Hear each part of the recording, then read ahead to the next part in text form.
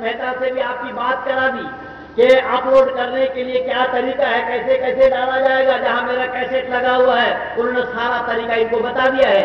मैं निवेदन कर रहा हूं, मैंने भारत भर में 300 विद्यार्थी अब तक तैयार किया हूं, ऐसे ऐसे नौजवान विद्यार्थी जो कंप्यूटर में काम करने वाले हैं। कोई प्रोफेसर है, कोई इंजीनियर है, कोई एमटेक किए हुए हैं, कोई बीटेक किए हुए हैं। इस तरीके से मैंने उन लोगों को खड़ा किया, उन लोगों को तैयार किया। मैं उन आर्य समाजियों को परवाह नहीं किया, न करता हूं और न करूंगा।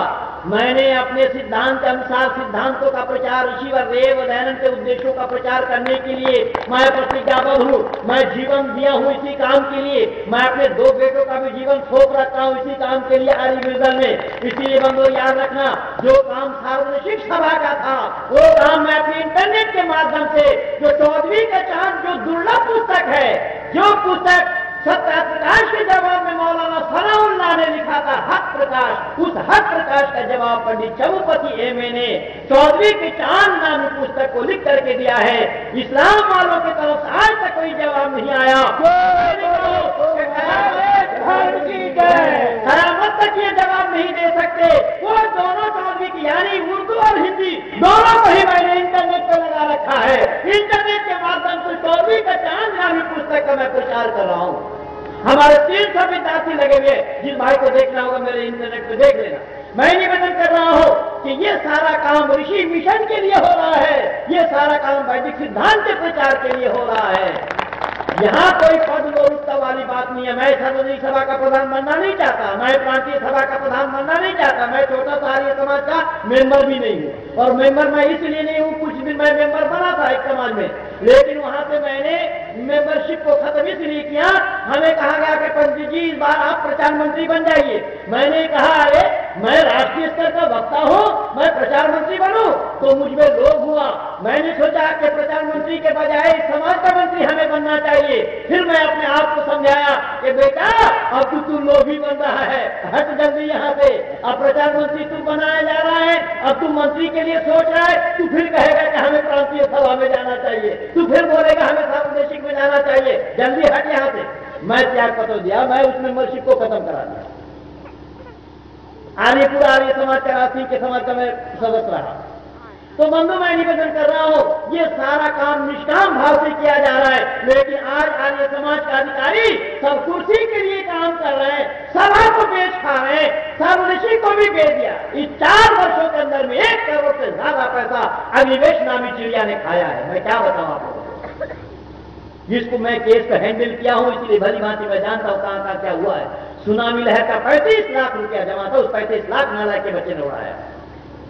मैं क्या बताऊं, जितना बताऊंगा उतना ही कम और थोड़ा होगा। इसलिए बंधु मैंने निवेदन किया कि मुसलमान अगर मांसाहार करता है तो मुसलमान मांसाहार करने के लिए मैंने उस जाकिर नाइक से कहा कि जाकिर नाइक की एक किताब है।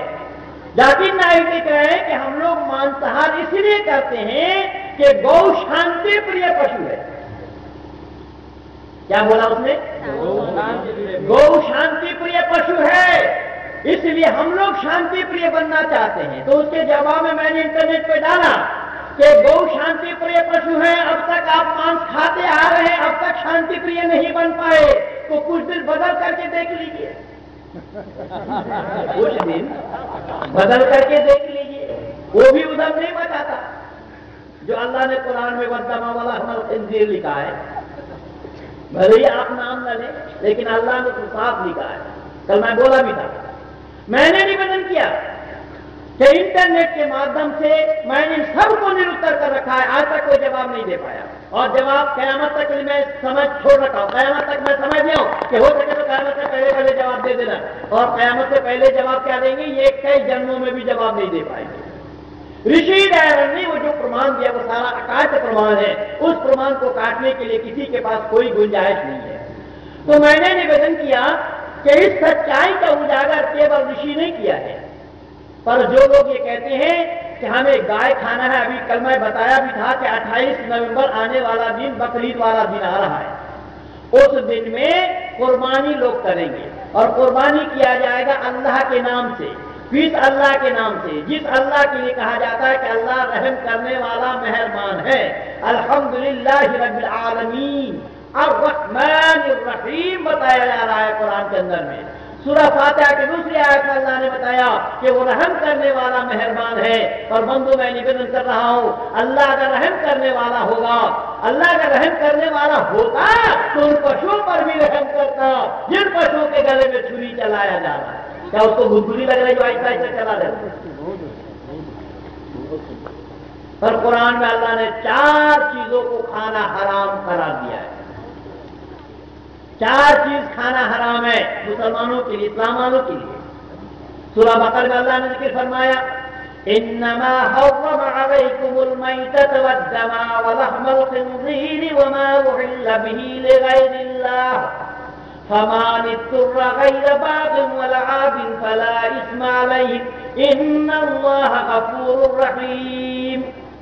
अल्लाह ने जिक्र फरमाया, इन्नमा हर्रमा अलैकुमुल मैतता, ये हराम किया गया तुम्हारा लिए मरा हुआ जानवर। 4 कौन कौन सा हराम है देखिए, मरा हुआ जानवर और जमा हुआ खून, सूअर का गोश्त, अल्लाह को छोड़कर गैरुल्लाह के नाम से ज़बा किया जावे, यानी किसी पीर मुर्शिद वली गाजी हाजी और पाजी के ही नाम से ज़बा क्यों ना किया गया हो, ऐसों का गोश्त खाना हराम है। लेकिन पहला शब्द आया है हराम किया गया तुम्हारा लिए मरा हुआ जानवर, मरा हुआ। इन्नमा हर्रमा अलैकुमुल मैतत शब्द आया है, हराम किया गया मरा हुआ।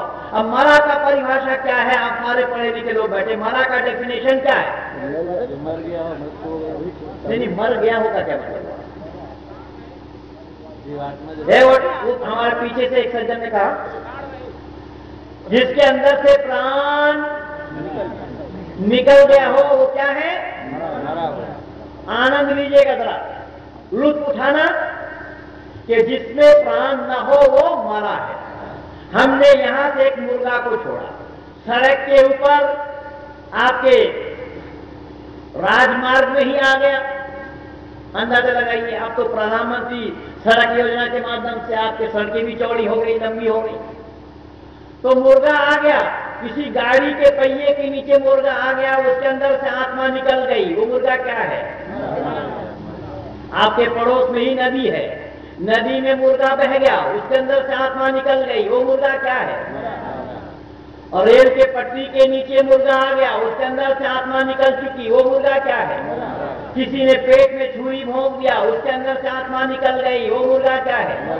किसी ने गर्दन के तरफ से एक तलवार की चोट लगाई, गर्दन को अलग कर दिया, उसके अंदर से आत्मा निकल गई, वो मुर्गा क्या है? किसी ने एक तेज छुरी को लिया, गले के तरफ से आहिस्ता आहिस्ता चलाकर 2 नली को काटा, एक खाद्य नली दूसरा प्राण नली, 2 नली को काटने के बाद उसके अंदर से आत्मा निकल जाती है या रहती है? आत्मा निकल जाने का नाम क्या बोला आप लोगों ने?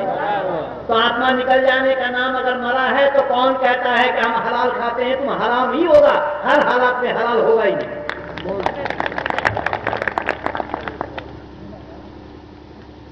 जिंदा खाया नहीं जाता और मुर्दा खाना हराम है। और मुर्दा का परिभाषा ही यही है जिसमें सोल न हो, आत्मा न हो, प्राण न हो, तो उसको मुर्दा कहा जाता है। हर हालत में मुर्गा मरा हुआ। ये 4 चीज खाना हराम करार दिया है।